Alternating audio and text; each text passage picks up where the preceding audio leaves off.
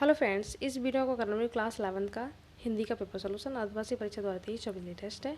ये सामान्य का साहित्यिक का मैंने अपलोड कर दिया, देख लीजिएगा। ये पेपर कोड ए है, अलग अलग कोड आते हैं तो सेम टू सेम क्वेश्चन नहीं मिलेंगे, बट आपको इन्हीं चैप्टर से मिल जाएंगे। कुछ क्वेश्चन सेम होते हैं, वो मैं आपको बता दूंगी, वो आपको कोई भी कोड आ जाए आपको मिलेंगे। ठीक है, तो फटाफट से देख लेते हैं, बहुत ही कम टाइम में कवर करेंगे। इसमें ए हो जाएगा द्विवेदी युग के लेखक, इसमें ए हो जाएगा, इसमें ये सी नहीं है। ठीक है, भारत द्वादश सभा की तीनों पत्रिकाएं हैं। इसमें चिंतामणि हो जाएगा, इसमें द्विवेदी, इसमें आदिकाल, इसमें नरपत हो जाएगा, इसमें आदिकाल और वीरगाथा काल एक ही बात है। ऑप्शन में आपको एक जरूर मिलेगा। इसमें अज्ञे बहुत फेमस है, ये प्रयोगवादी कवि में आपने 10th में भी पढ़े होंगे। आंगन के पर्ण के रचना है, और तारा सप्तक प्रथम द्वितीय तृतीय इन्होंने दिए थे। इसमें कभी नहीं है तो भिखारी दास, ये नहीं है। ठीक है, बाकी तीनों हैं। उसके बाद ये व्याख्या है, चॉइस में मिली, आप जो चाहे वो कर सकते हैं। पाठ का नाम, लेखक का नाम सेम यही पूछ जाएंगे, कोई भी कोड आ जाए आपको इसी टाइप से क्वेश्चन मिलेंगे, बस व्याख्या चेंज हो जाती है चैप्टर से। ठीक है, तो पाठ का नाम आचरण की सभ्यता, और कभी लेखक, यहाँ पे लेखक आएगा, गद्य का है तो लेखक का नाम लिखेंगे आप सरदार पूर्ण सिंह, जो पहले ऑप्शन में थे ना, वही सरदार पूर्ण सिंह, और चैप्टर का नाम है आचरण की सभ्यता। रेखांकित का मतलब होता है जो ये अंडरलाइन होती है वही आपको अपने शब्दों में देना होता है। गद्य में तो आप यही लिख देंगे तब भी आपको मार्क्स मिल जाएंगे। काव्य में क्या होता है, थोड़ा सा अपनी तरफ से देना होता है। तो इसमें लिखेंगे प्रेम की भाषा शब्द रहित है, मतलब इसको शब्दों से बयान नहीं कर सकते, नेत्रों से, कपालों से, मस्तिष्क से। ठीक है, इस तरह से इन्हीं से हम इनकी अलग अलग मुद्राओं के द्वारा उसको हम प्रकट कर सकते हैं प्रेम को। ठीक है, इस तरीके से आप लिख देंगे। फिर ये लिख देंगे जीवन का तत्व भी शब्द से परे है। ठीक है, ये कर देंगे, जैसा है वैसे लिख देंगे।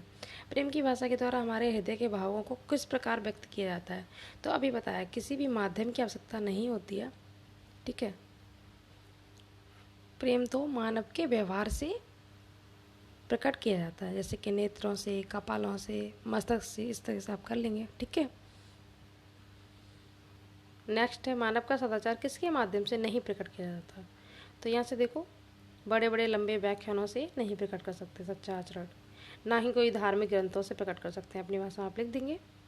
शब्द रहित व्याख्यान के माध्यम से सदाचार का धीरे धीरे होने वाला प्रभाव की तुलना किससे की गई है, तो आप यहाँ देख सकते हैं, सोनार के हथौड़ों से निर्मित सोने के आभूषणों से की गई है। ठीक है, इस तरीके से आप कर लेंगे। सोनार के हथौड़े के माध्यम से बनने वाले आभूषणों से, ठीक है, आभूषणों से की गई है, जो आभूषण बनाते हैं ना, से की गई है। ये हो गया। ऐसे ही आपको काव्य में लिख देना सेम। पाठ का नाम देखो कबीर का है, ये त्रैमासिक में भी आया था। साखी, कवि का नाम कबीरदास, कबीरदास। ठीक है, रेखांकित जो अंडरलाइन है, पानी पिया चंच बिन, तो यहाँ पे कबीर जी ने क्या बताया कि उस जीवात्मा रूपी पक्षी ने चोंच के बिना ही अमृत सरोवर का जल पिया है, और जल पीने के बाद उसे इतने आनंद की प्राप्ति हुई कि वो अपने देश को ही भूल गया। इस तरीके से आप लिख देंगे। इसमें कबीर ने किसका वर्णन किया है, एक मिनट रुको, काव्य का आपको अपनी तरफ से देना होता है। ठीक है, गद्य में तो लिख देंगे, तो इसमें आप लिखेंगे कबीर ने साधना की स्थिति एवं मोक्ष प्राप्ति का वर्णन किया है। मोक्ष प्राप्ति, ठीक है, साधना की स्थिति और मोक्ष प्राप्ति का वर्णन किया है। जीव रूपी पक्षी के संबंध में क्या कहा गया है, तो लिखेंगे इसके बारे में कबीर ने बोला कि जीव रूपी पक्षी योग साधना करके कुंडली के सहारे, आपने व्याख्या की होगी तो आपको पता होगा, अपनी तरफ से वर्ड लिखने होते हैं, कुंडलिनी, ठीक है, के सहारे सहस्त्रान मतलब गगन रूपी आकाश में पहुंच गया। ठीक है, आप आकाश लिख देंगे अपनी भाषा में, आकाश में पहुंच गया, गगन में पहुंच गया।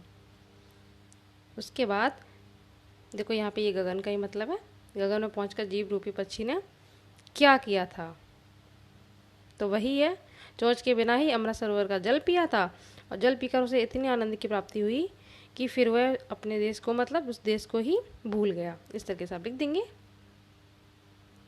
सेकंड वाली देखो सूरदास की विनय पद से ली गई है। सूर की है तो आपको जो अच्छी लगे कर लीजिएगा, मैंने आपको एक बता दिया। स्टार्टिंग के ही हैं ये, देखो जो अच्छा लगे आप कर सकते हैं। रचनाएं आपको जरूर लिखनी है। ये मैंने शॉर्ट में करवा रखे, चैनल पे अपलोड है, आपसे कर लीजिएगा, ठीक है। ये कोई भी कोड आ जाए आपको डेफिनेटली इसमें से मिल जाएंगे, ठीक है। कोई भी कोड आ जाए ये भी सेम रहेगा, आकाशदीप बलिदान में से कोई भी एक कर लो, 100% आपको मिलेगी। और इधर आपको नायक और नायिका 2 कर लेने हैं, ठीक है। नायिका में आप मलयावती का करेंगे, मलयावती मैं आपको शॉर्ट में करवा दूंगी, अभी आपको जो याद हो वो कर लीजिएगा। कालिदास और कभी कभी विक्रमित्र का भी आता है, तीनों ही इंपॉर्टेंट है, ठीक है। विक्रमित्र, मलयावती और कालिदास 3 कैरेक्टर हैं। आप सर्ग बिल्कुल स्किप कर दो, ठीक है। तो इसमें मलयावती का आपको लिखना है। इसके बाद ये स्टार्टिंग की आगे मैंने आपको पहले भी बताई थी, अभी आपको बता दूंगी, ठीक है। ये प्रयाग चैप्टर से ली गई है। संदर्भ में आप लिख देंगे, प्रस्तुत गद्यांश हमारी पाठ्य पुस्तक संस्कृत खंड के प्रयाग पाठ से ली गई है। व्याख्या भी आपको दिखा दूंगी मैं। इस श्लोक में भी आपको एक करनी है, इसमें मैं आपको ये वाले करवा दूंगी।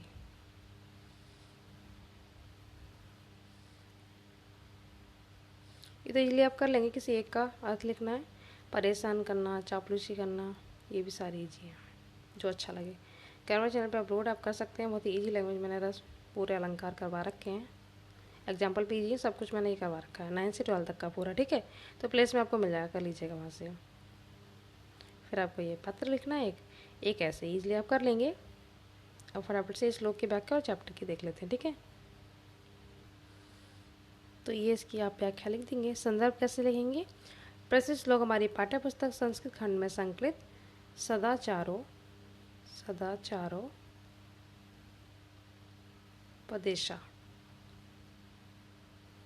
उपदेशा से लिया गया, ठीक है। फिर आप ये व्याख्या लिख देंगे इतनी,